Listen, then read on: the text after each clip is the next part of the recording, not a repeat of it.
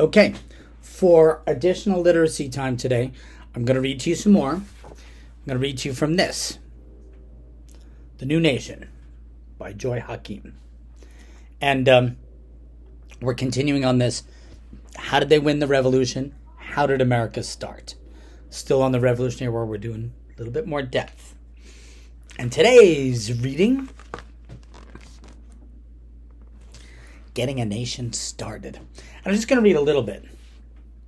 And of course, we have some questions you'll see on your sheet that we'll answer. Let's read. So, after the Battle of Yorktown, 1781, it took 2 years before they negotiated a peace with England, 1783. And then the government was started with what's called the Articles of Confederation. It was the early country.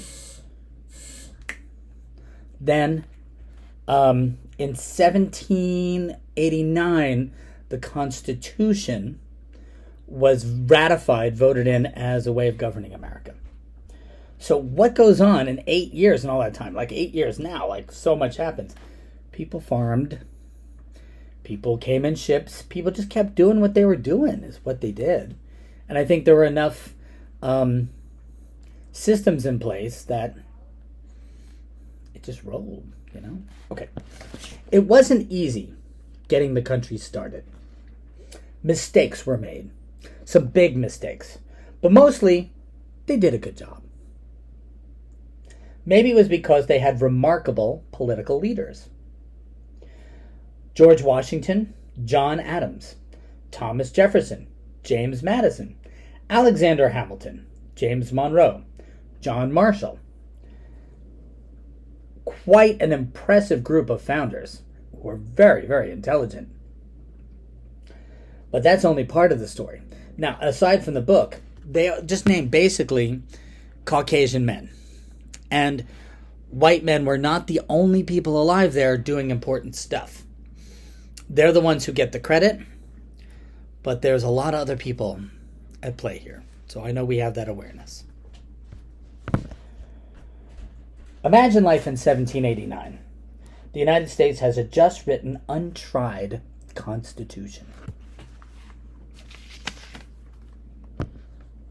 A new century is about to begin, the 1800s. You know, it's like 1789. It's close, right? I know, 11 years away. Our young country has a president instead of a king. And that is an idea that needs some getting used to.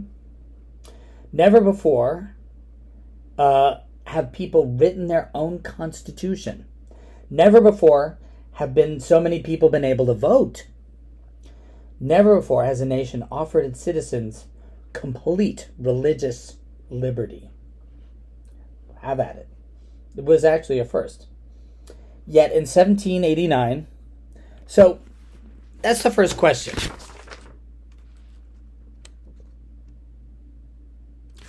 What were some of the firsts our new nation achieved? Well, I mean, we're very critical of history, but look at that. What were the firsts that they achieved? A president instead of a king who gets voted for every 4 years. They wrote their own constitution. A constitution is a set of super laws. They're like, how are laws going to be made? How is a country going to be run? A constitution is like a guidebook on how laws become laws, how government is run. A constitution is a super law document, and it's not short. And never before have so many people been able to vote. Also, never before have people been able to own land. In England, you couldn't just buy land, even if by some miracle you're supposed to have money, because the land was, first of all, there wasn't a lot of it, and it was controlled by the king, who then controlled the baron, who then controlled the local lord. Do you know what I mean? It was all controlled by the king and their hierarchy. So, what were some of the first our new nation achieved? President. a king that gets replaced every 4 years. We wrote our own constitution.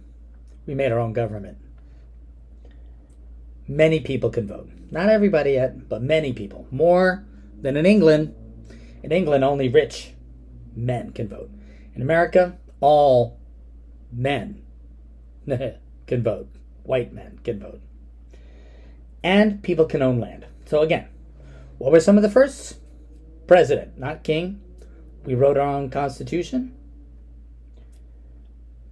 Many more people can vote than in Europe.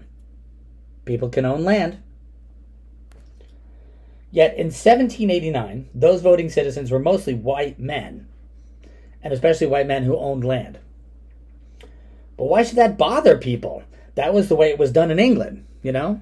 So, why were people bothered by that, especially at that time? Because that's what was going on. Everyone knows that the United States, ordinary people can own land. That's what I just said. And that's actually amazing and completely astounding for that time. It's the Constitution's words that bother people. The Constitution's first words, the first words on the top, nice and big, say, "We the people."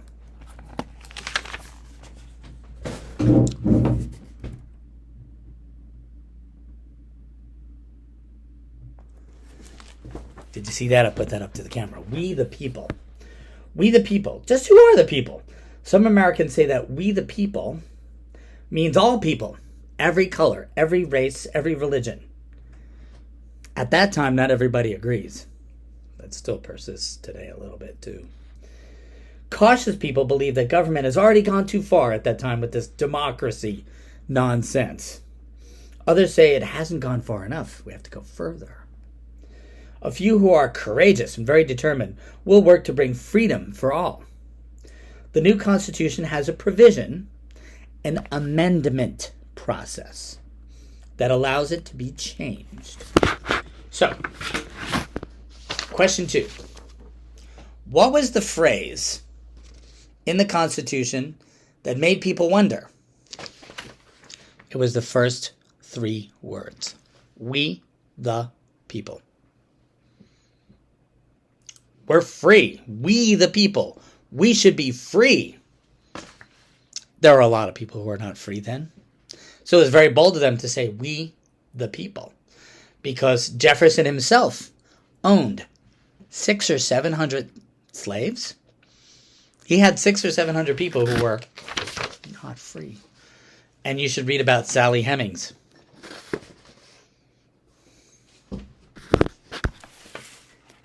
Jefferson had a lot of children with Sally Hemings. Their relatives write about it today, anyway. So that answers that question. What was the phrase in the Constitution that made people wonder? We the people.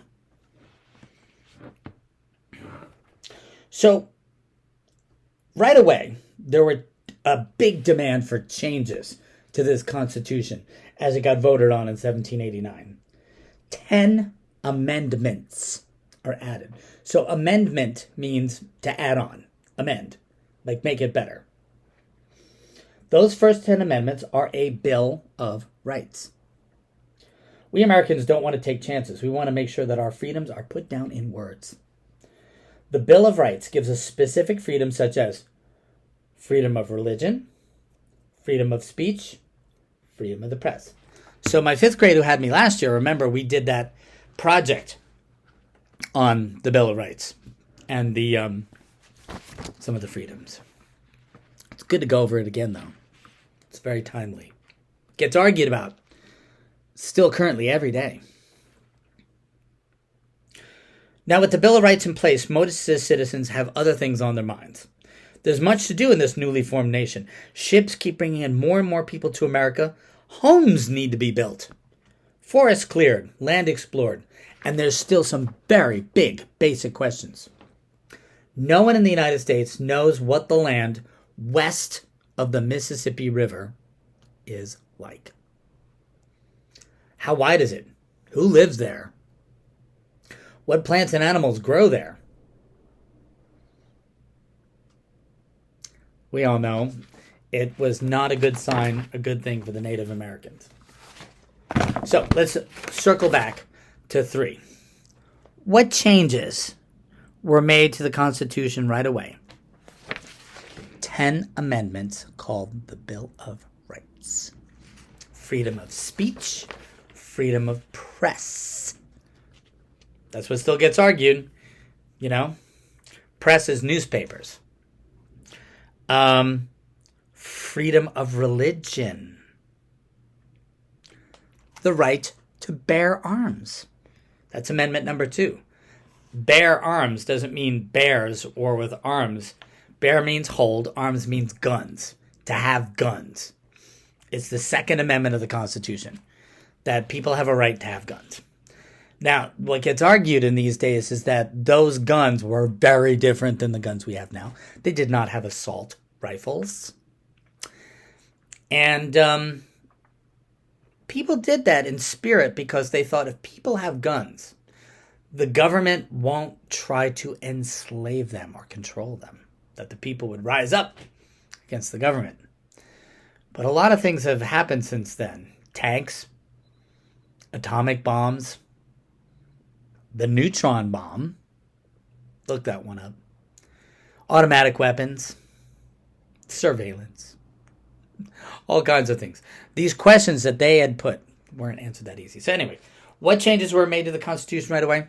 The first 10 amendments, the Bill of Rights, outlining freedom of speech, freedom of press, freedom of religion, the right to bear arms, the right to protest, the right to speedy and fair trial. That's obviously not 10. We'll be studying them, but that's a good start. Okay. Define. Constitution. A constitution is a document of super laws. And what is different of a super law than a law? A law is like you can't take out a gun in public. You can't drive the wrong way down the street. You break that law, there's penalties for it. A super law is how do we make laws? We elect Congress people. The Congress people have to do laws this way. It sort of outlines how a government works and how laws are made. So, what is a constitution? It's a document of super laws that outlines how a government and laws are made. Amendments. It means to add on. When you're making a cake or mixing ice cream, the stuff, when you ask for extra gummy bears and sprinkles and stuff, they call that amendments because you're adding it in. But we're talking about amendments to the Constitution, not amendments to Steve's vanilla mix-in ice cream. Okay? Yeah. But that's how words go. It just means amendments mean to add on. And in our case, it means to add on new super laws to our super law document. Okay. Answer the questions. Treat the guest teacher with respect. And I'll be seeing you guys on Monday.